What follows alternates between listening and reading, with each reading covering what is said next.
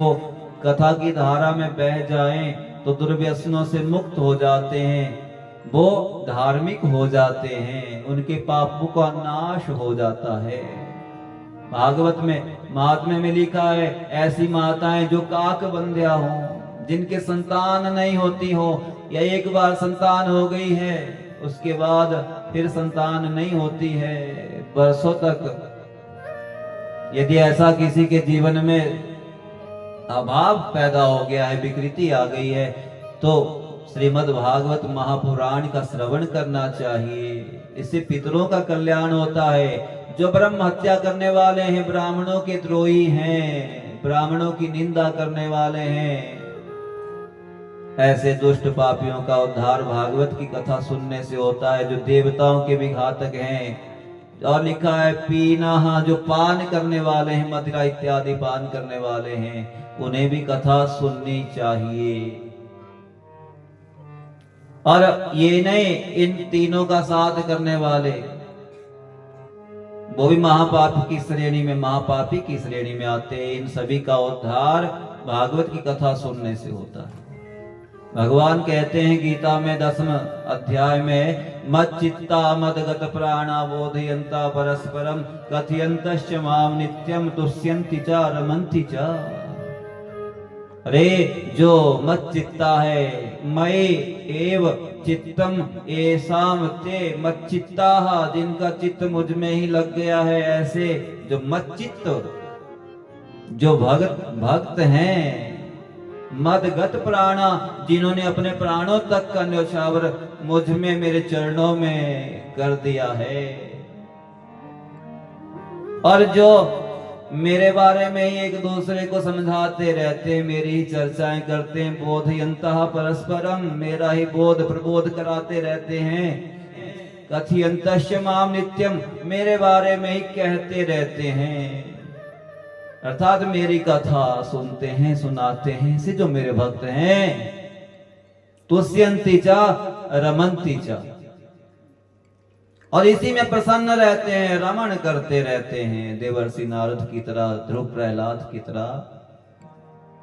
भगवान कहते हैं, तेषामेवानुकंपार्थमहं अज्ञानजं तमः नाशयाम्यात्म भावस्थो ज्ञान दीपेन भास्वता। अरे मैं उन्हीं के हृदय में, उन्हीं की अंतरात्मा में बैठा हुआ उनके अज्ञान को मैं नष्ट कर डालता हूं। किनके? जो कथा बोध में, चर्चा में लगे रहते हैं, जिनका चित्त, जिनकी वृत्तियां, जिनका मन, जिनकी बुद्धि मुझ में लगी रहती है। गोविंद भगवान की। बैठ जाइए, बैठ जाइए। कैसे होगा? भगवान कहते हैं, ददामि बुद्धि योगम तम तेन माम उपयांति ते। मैं उन्हें बुद्धि योग देता हूं, ऐसी बुद्धि लगाता हूं क्या करना चाहिए। तो आपने सुना, आकाशवाणी हुई सत्य कर्म करो, तो भगवान बुद्धि देते हैं। वो दिव्य पुरुष थे, उन्हें आकाशवाणी होती है। हम कलयुग में हैं, हमें प्रेरणा होती है, मन में स्फुरना होती है, बुद्धि में कोई अच्छी बात आती है। जहां सुमति, अच्छी मति, अच्छी बुद्धि होती है, सद्बुद्धि होती है ना, वहां अनेक प्रकार की संपत्ति अपने आप आ जाती है। तो भगवान बुद्धि योग देते हैं। यदि आपकी बुद्धि में कोई अच्छी विचार, अच्छी बात आई है, ये प्रेरणा हुई है, इसे ऐसे मत समझना कि आप ऑटोमेटिकली हो गया है, अनायास से नहीं हुआ है। भगवान की बड़ी कृपा आपके ऊपर हुई है। कोई कर्म उन्हें इस जन्म का या पूर्व जन्म का आपका अच्छा लगा है, उन्होंने आपको बुद्धि योग दिया है, और आप इस आयोजन में भगवान के चरणों में अपनी सेवाएं समर्पित कर रहे हैं। जन्माद्यस्य तोऽन्वयादितरतश्चार्थेष्वभिज्ञस्वरा तेने ब्रह्म हृदयादि कवये मुह्यन्ति यत्सूरयः तेजो वारिमृदां यथा विनिमयो यत्र त्रिसर्गो मृषा धाम्ना स्वेन सदा निरस्तकुहकं सत्यं परम धीमहि। कल हम सब ने महात्म्य की कथा सुनी। महात्म्य क्या होता है? महिमा। इस ग्रंथ की, इस पुराण की क्या महिमा है। हम कोई भी कार्य बिना प्रयोजन के नहीं करते, करना भी नहीं चाहिए। जो भी कर रहे हैं पहले उसके बारे में जान लेना चाहिए। तो हमने सुना कि श्रीमद् भागवत महापुराण के सुनने से क्या होता है, क्या होगा।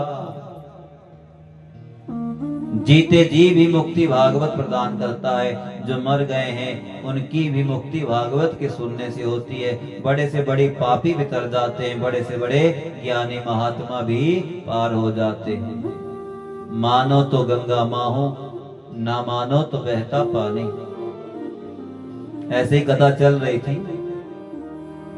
कहीं एक छोटा सा वाक्य, एक गुजरी थी बेचारी, दूध बेचने वाली थी, वृंदावन की बात है। उसने सुना कि भगवान श्री कृष्ण का नाम लेने से भव सागर से पार हो जाते हैं। भव का अर्थ होता है संसार। बोले इस संसार सागर से पार हो जाते हैं। तो गुजरी माई सोचने लगी कि जब सागर से पार हो जाते हैं कृष्ण का नाम लेने से, तो ये तो यमुना है। अब मुझे नौका की भी क्या जरूरत है। मैं कृष्ण का नाम लूंगी और इसी से मैं यमुना जी को पार कर लूंगी। भैया उसकी दृढ़ आस्था थी।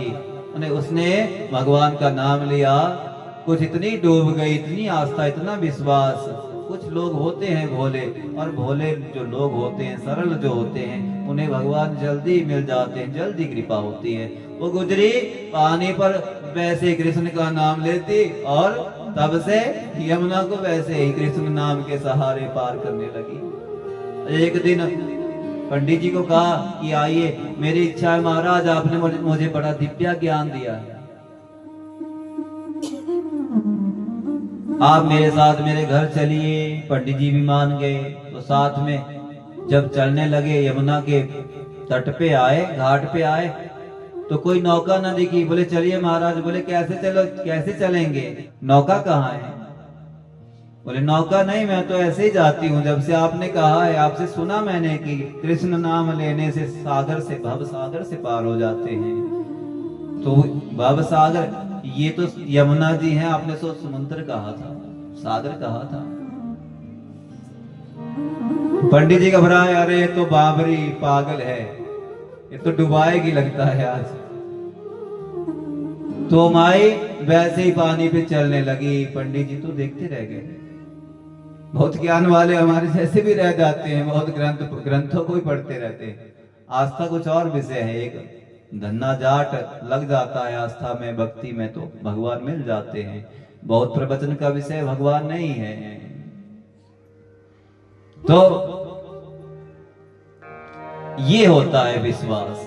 जो सुना उसे, उस पर विश्वास किया और उसका आचरण किया। आस्था पूर्वक जो भागवत का सेवन करते हैं, उनका बेड़ा इस संसार सागर से पार होता है।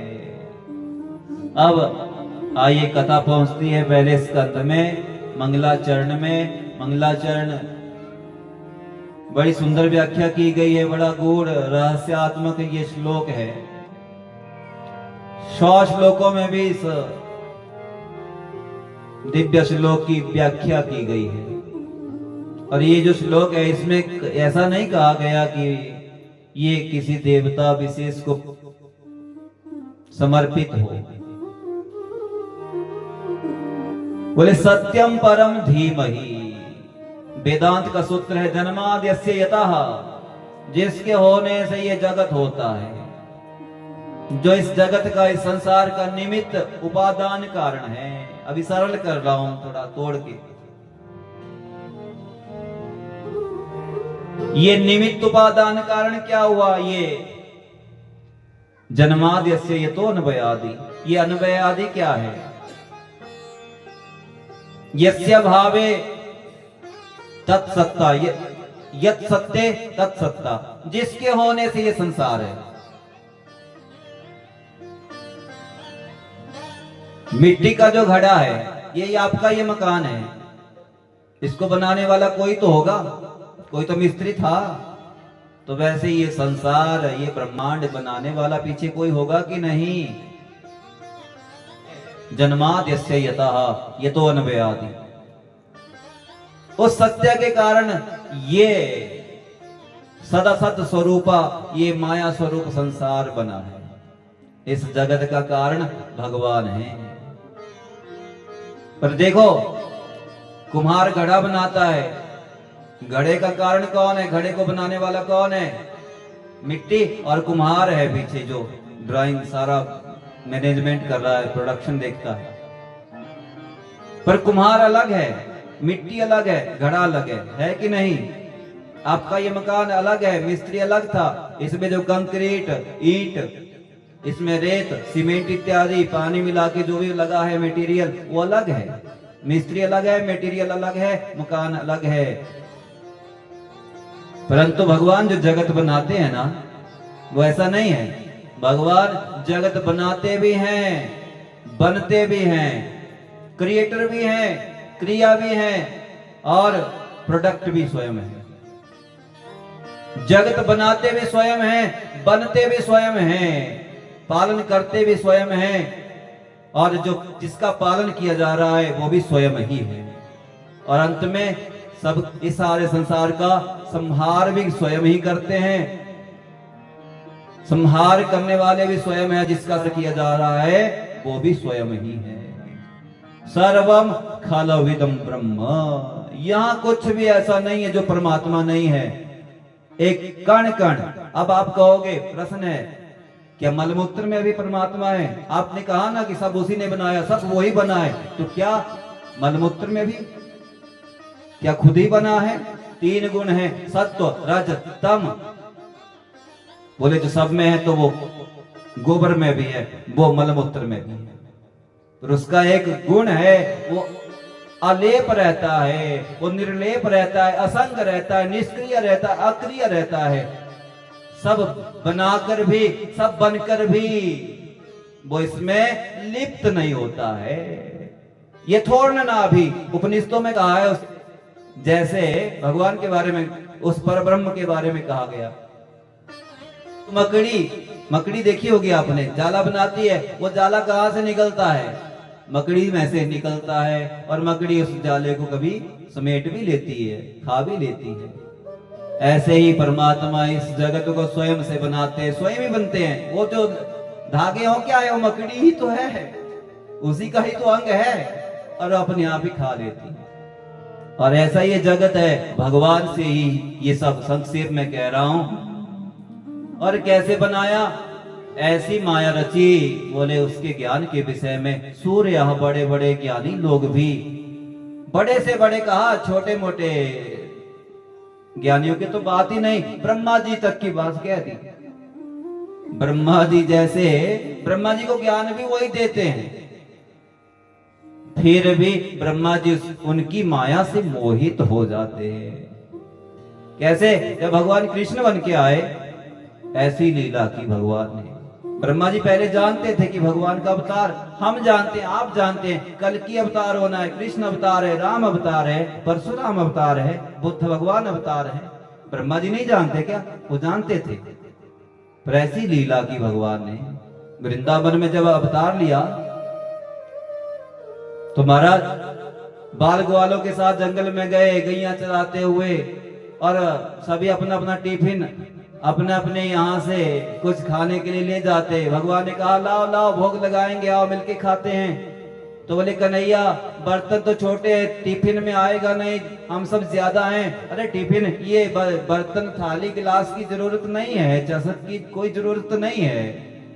लाओ, ये है ना सीला, ये पत्थर, ये इस पे डाल दो सब, और उसी पे सबके साथ वो कृष्ण, वो ब्रह्म, वो परमात्मा, वो जगदीश्वर खा रहे हैं। अरे ब्रह्मा जी मोहित हो गए, ये ब्रह्म नहीं हो सकता, ये ईश्वर नहीं हो सकता, ये कोई भगवान नहीं हो सकता। ये तो खाने का भूखा है, और इसी में इसमें तो आचार व्यवहार भी नहीं है, बर्तन न थाली, ये पत्थर पे खा रहा है। तो भगवान तो ऐसे थे। ये बालक बालों के मुंह से खा लेते थे, मुंह से मुंह जोड़ के छाछ पीने लगे, चाट जाते थे ग्वालों के मुंह को। ये भगवान का प्रेम है भक्तों के लिए, परंतु ये ज्ञानियों के समझ में नहीं आता। तो ब्रह्मा जी भगवान की परीक्षा करने के लिए, परीक्षा लेने के लिए आ गए थे। बाद में लज्जित होके जाना पड़ा, भाग गए। अरे कहीं ये ब्रह्मा जी का पद ही ना छीन ले, बड़ी मुश्किल से मिलता है। 4 परिक्रमा लेते हैं नारायण भगवान की, 3 इली भाग गए, भगवान ने क्षमा नहीं किया। इंद्र को भी मोह हो गया, सांबर तक मेघ बरसाए।